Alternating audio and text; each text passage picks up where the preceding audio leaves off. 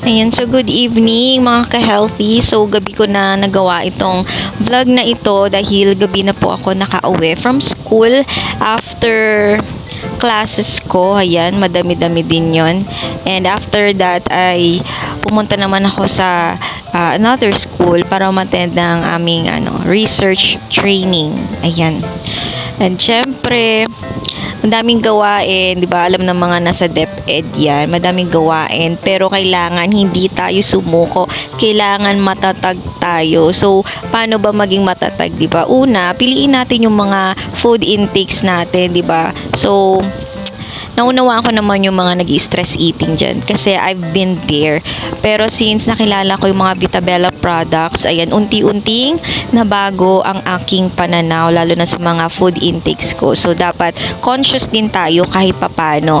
So, minsan, mag-take din tayo ng mga organic products like this one, barley. Ang dami niyang health benefits.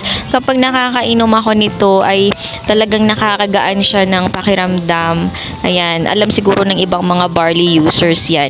Pero ito kasing barley namin, meron din kami dito ang collagen powder. Nilalagyan ko siya ng collagen powder at ang sarap niya. Para na siyang avocado sa akin. So, ayan.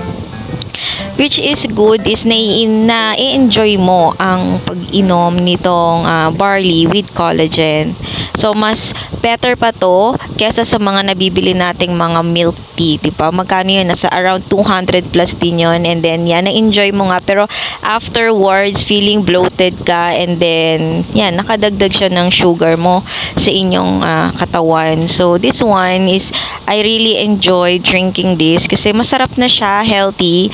And, ayan, madami siyang benefits in the long run. So, try nyo na itong barley at itong collagen peptide ng Vitabella. So, ayan, DM for orders. Bye!